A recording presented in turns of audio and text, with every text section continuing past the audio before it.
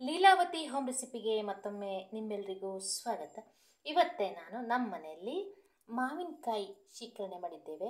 ಅದನ್ನು ಹೇಗೆ ಮಾಡೋದು ಅಂತ ನಾನು ನಿಮಗೆ ಹೇಳ್ಕೊಡ್ತೇನೆ. ಇಲ್ಲಿ ನಾನು ಸುಮಾರು 4 ಮಾವಿನ ಹಣ್ಣುಗಳನ್ನು ತಗೊಂಡಿದ್ದೇನೆ. ಮಾವಿನ ಹಣ್ಣುಗಳು ತೆಗೆದುಕೊಂಡ ತಕ್ಷಣ ಅದು ಚೆನ್ನಾಗಿ ತೊಳೆದು ಹಿಚ್ಚಿಕಬೇಕು. ಈ ರೀತಿ ಇದು ರತ್ನಗಿರಿ ಅಥವಾ ಅಪ್ಪೋಸ್ ಅಂತ ಹೇಳಿ ಕರಿತೇವೆ ನಾವು. ಈ ಒಳ್ಳೆ ಮಾವಿನ ಹಣ್ಣಿನಲ್ಲಿ ರಸ ಕೂಡ ಜಾಸ್ತಿ ಇರುತ್ತೆ. ಚೆನ್ನಾಗಿ ಹಿಚಿಕಿದಾಗ ಮಾತ್ರ ತನ್ನ ಎಲ್ಲ ಸಾರವನ್ನು ಬಿಟ್ಕೊಳ್ತದೆ. ಇಲ್ಲಿ 2ರಿಂದ 3-4 ತೊಗೊಂಡಿದ್ದೇನೆ. ಇಲ್ಲಿ ನೋಡಿ, ಗೊತ್ತಾಗ್ತಾ ಇದೆಯಲ್ಲ ನಿಮಗೆ. ಈ ರೀತಿ ತೆಗೆದುಕೊಂಡು ಚೆನ್ನಾಗಿ ಹಿಚಿಕಬೇಕು. ನಂತರ ಸ್ವಲ್ಪ ನೀರು ಹಾಕಿ ಇದರ ಕರಟವನ್ನು ಹಿಚಿಗೆ ಇದಕ್ಕೆ ಹಾಕ್ಬೋದು. ಮಾವಿನ ಹಣ್ಣಿನ ಒಂದು ವಿಶೇಷತೆ ಬಗ್ಗೆ ನಿಮಗೆ ಹೇಳಬೇಕಂದ್ರೆ, ಈ ಒಂದು ಭಾರತದಲ್ಲಿ ಮಾವಿನ ಹಣ್ಣಿಗೆ ಮಹತ್ವವಾದ ಒಂದು ಸ್ಥಾನವಿದೆ. ಈ ಒಂದು ಮಾವಿನ ಹಣ್ಣು ಭಾರತದ ಒಂದು ಎಲ್ಲ ಕಡೆಯೂ ಬೆಳೆಯುತ್ತೆ. ಇದಕ್ಕೆ ನಾವು ಕಲ್ಪವೃಕ್ಷ ಅಂತ ಹೇಳಿ ಕರಿತೇವೆ. ಒಂದು ಮದುವೆ ಸಭೆ ಸಮಾರಂಭಗಳಾಗಲಿ ಯಾವುದೇ ಆಗಲಿ ನಾವು ಮಾವಿನ ಹಣ್ಣಿನ ತೋರಣ ಕೂಡ ಕಟ್ತೇವೆ.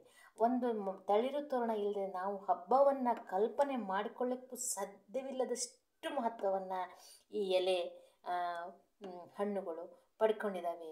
ಯಾವುದೇ ಮದುವೆ ಸಮಾರಂಭಗಳಲ್ಲಿ ಈ ಶೀಕರಣೆ ಹೋಳಿಗೆಯನ್ನು ಮಾಡಿ ಸವಿತೇವೆ ಅಲ್ವಾ. ಹಾಗಾಗಿ ಇದನ್ನು ನಾವು ಭಾರತದ ಒಂದು ಕಲ್ಪವೃಕ್ಷ ಅಂತ ಹೇಳಿ ನಾವು ಕರಿತಾ ಇದ್ದೇವೆ. ಹಾಗಾಗಿ ಪ್ರಪಂಚದಲ್ಲಿ ಹಲವಾರು ತಳಿಯ ಮಾವಿನಗಳಿವೆ.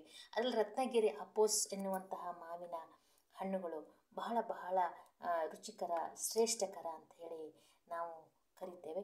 ಈಗ ನಾನು ಈ ಒಂದು ಗಟ್ಟಿಯಾದ ಮಾವಿನ ಹಣ್ಣಿನ ರಸಕ್ಕೆ 1 ಬೆಲ್ಲ ತಗೊಂಡಿದ್ದೇನೆ. 1 ಬೌಲು ಬೆಲ್ಲ ತಗೊಂಡಿದ್ದೇನೆ. ಇಲ್ಲ, ಹಸಿ ಕೊಬ್ಬರಿನೇ ತಗೊಳ್ಳಿ. ಮಿಕ್ಸಿ ಮಾಡಿ ಹಾಕಿದ್ರೆ ಆಯಿತು, ಒಂದೇ ರುಚಿ ಬರುತ್ತೆ. ಈ ನೋಡಿ, 1 ಬೌಲ್ ಬೆಲ್ಲ ಹಾಕ್ತಾ ಇದ್ದೇನೆ. ಗೊತ್ತಾಯ್ತಲ್ಲ. ಸ್ವಲ್ಪ ಒಣ ಕೊಬ್ಬರಿ, ಹಸಿ ಕೊಬ್ಬರಿ ಬೇಕಾದರೂ ಹಾಕ್ಬೋದು, ರುಚಿಯಾಗುತ್ತೆ. ಸ್ವಲ್ಪ ಹಸಿ ಕೊಬ್ಬರಿ ಅಥವಾ ಒಣ ಕೊಬ್ಬರಿ ಯಾವ್ದು ಬೇಕಾದ್ರೂ ತಗೊಳ್ಳಿ. 2 ರುಚಿ ಒಂದೇ ಥರ ರುಚಿ ಬರುತ್ತೆ. ಭಾರತ ಏಲಕ್ಕಿಯ ರಾಜ ಅಂತ ಹೇಳಿ ನಾವು ಕರಿತೇವೆ. ನೋಡಿ, ಈ ಏಲಕ್ಕಿ ಜೀರ್ಣಕಾರಿ. ಗ್ಯಾಸ್ಟ್ರಿಕ್ ಇದ್ದಾಗ 2 ಏಲಕ್ಕಿಗಳನ್ನು ತಿಂದುಬಿಟ್ರೆ, ಬೆಲ್ಲ ಏಲಕ್ಕಿ ಪಾಕ ಕುಡಿದು ಬಿಟ್ಟರೆ ಖಂಡಿತವಾಗಿ ಗ್ಯಾಸ್ಟ್ರಿಕ್ ಕೂಡ ಕಡಿಮೆ ಮಾಡುವಂತಹ ಅಗಾಧವಾದ ಶಕ್ತಿ ಇದೆ. ಈ ಒಂದು ಏಲಕ್ಕಿನ ಕೂಡ ಹಾಕುವ. ಇದು ಜೀರ್ಣಕಾರಿ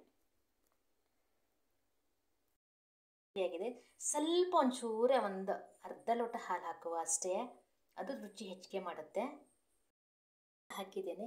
ಸ್ವಲ್ಪ 1 ಚೂರೇ ಹಾಲು ಹಾಕುವ, ಭಾಳ ಬೇಡ. ನೋಡಿ, ಇಷ್ಟೇ ಹಾಕಿದ್ರು ಸಾಕು. ಈ ರುಚಿ ಕೂಡ ಹೆಚ್ಚಿಗೆ ಮಾಡುತ್ತೆ. ಇದು ನಿಮ್ಮ ಆಪ್ಷನ್ನು, ಬೇಕಾದ್ರೆ ಹಾಕ್ಕೋಬೋದು, ಬೇಡಾದರೆ ಬಿಡ್ಬೋದು. ನೋಡಿ ಎಷ್ಟು ಚೆನ್ನಾಗಿ ಕಾಣ್ತಾ ಇದೆ. ಒಳ್ಳೆ ಸುಂದರವಾದ ರಂಗೋಲಿನೇ ಸೃಷ್ಟಿಯಾಗ್ಬಿಟ್ಟಿದೆ ಅನಿಸುತ್ತೆ. ಈಗ ಇವನ್ನೆಲ್ಲವನ್ನು ಮಿಕ್ಸಿ ಮಾಡುವ. ಚೆನ್ನಾಗಿ ಈ ಮಿಕ್ಸಿ ಮಾಡಬೇಕು. ಈ ರೀತಿ ಮಿಕ್ಸಿ ಮಾಡಿದಾಗ ಖಂಡಿತವಾಗಲೂ ಹೊಂಬಣ್ಣ ಬರುತ್ತೆ. ಇದು ನೋಡಿ, ಹಾಲು, ಏಲಕ್ಕಿ ಸಿಪ್ಪೆ ಕೂಡ ಹಾಕ್ಬಿಡಿ. ನೋಡಿ ಎಷ್ಟು ಚೆನ್ನಾಗಿ ಆಗ್ತಾ ಇದೆ ಅಲ್ವಾ. ಹೊಂಬಣ್ಣ ಹೇಗೆ ಬರ್ತಾ ಇದೆ ನೋಡಿ. ಇಷ್ಟೇ ಹಾಕೋದು ನಾವು, ಇಂಡಿಗ್ರೆಂಟ್ ಭಾಳ ಹಾಕೋದಿಲ್ಲ. ಈ ಕರಟವನ್ನು ಸ್ವಲ್ಪ ನೀರಿನಲ್ಲಿ ಹಿಚಿಗಿ ಅದರ ರಸವನ್ನು ಹಾಕಿ ಮಾಡ್ಬೋದು. ನೋಡಿ ಎಷ್ಟು ಚೆನ್ನಾಗಿ ಆಗ್ತಾ ಇದೆ ಅಲ್ವಾ. ಈ ಚಪಾತಿಗೆ, ದೋಸೆಗೆ, ಹಾಗೆ ತಿನ್ನಲಿಕ್ಕೆ ಮಕ್ಕಳಿಗೆ ಕೊಡಿ. ಇದರಲ್ಲಿ ವಿಟಮಿನ್ ಎ, ಸಿ ಎಲ್ಲ ಪ್ರತಿಯೊಂದು ಇರುತ್ತೆ ಇದರೊಳಗೆ. ಎಲ್ಲ ವರ್ಷದಲ್ಲಿ ಯಾವ ಹಣ್ಣುಗಳೆಲ್ಲ ಸಿಗುತ್ತೋ ಮಕ್ಕಳಿಗೆ ಕೊಟ್ಟಾಗ ಖಂಡಿತವಾಗಲೂ ಮಕ್ಕಳು ಬುದ್ಧಿವಂತರಾಗ್ತಾರೆ, ಜ್ಞಾನವಂತರಾಗ್ತಾರೆ. ಇದು ಜೀರ್ಣಕಾರಿ. ಮಕ್ಕಳು ಭಾಳ ಇಷ್ಟಪಟ್ಟು ತಿಂತಾರೆ. ನನಗೆ ಮಾವಿನ ಹಣ್ಣು ಅಂದರೆ ಭಾಳನೇ ಇಷ್ಟ. ಬಹುಶಃ ನಿಮಗೂ ಇಷ್ಟ ಆಗತ್ತೆ ಅಂತ ನಾನು ಭಾವಿಸ್ತೇನೆ. ನೀವು ಮಾಡಿ ನಿಮ್ಮ ಮನೆ ಮಕ್ಕಳಿಗೆಲ್ಲ ಕೊಡಿ. ತಾಯಂದ್ರಿಗೆ ಮಕ್ಕಳು ಭಾಳ ಬುದ್ಧಿವಂತರಾಗಬೇಕು ಅಂತ ಭಾಳ ಆಸೆ ಇರುತ್ತೆ ಅಲ್ವಾ. ಖಂಡಿತವಾಗ್ಲೂ ನಿಮ್ಮ ಮಕ್ಕಳು ಈ ರೀತಿ ಮಾಡಿಕೊಟ್ಬಿಟ್ರೆ ಒಂದು ದೈವವೇ ಬಂದ್ಬಿಡುತ್ತೇನೋ ಅನ್ನೋಷ್ಟು ಖುಷಿಯಾಗುತ್ತೆ ಅಲ್ವಾ. ನೋಡಿ, ಈ ರೀತಿ ಮಾಡಿ ಅದಕ್ಕೆ ತೋರಿಸಿದ್ದೀನಿ. ಬಹುಶಃ ಈ ವಿಡಿಯೋ ಹೆಣ್ಮಕ್ಳಿಗೆ, ತಾಯಂದ್ರಿಗೆ ಉಪಯೋಗ ಆಗುತ್ತೆ ಅಂಥೇಳಿ ನಾನು ಭಾವಿಸ್ತೇನೆ. ನನಗಂತೂ ತುಂಬಾ ಟೇಸ್ಟ್ ಆಗಿದೆ. ಟೇಸ್ಟ್ ನೋಡಿದ್ದೇನೆ. ನೀವು ಮಾಡಿ ಉಪಯೋಗ ಮಾಡ್ಕೊಳ್ಳಿ, ನಿಮ್ಮ ಮಕ್ಕಳಿಗೂ ಕೊಡಿ ಅಂತ ಈ ವಿಡಿಯೋ ಮುಗಿಸ್ತೇನೆ. Thank you so much.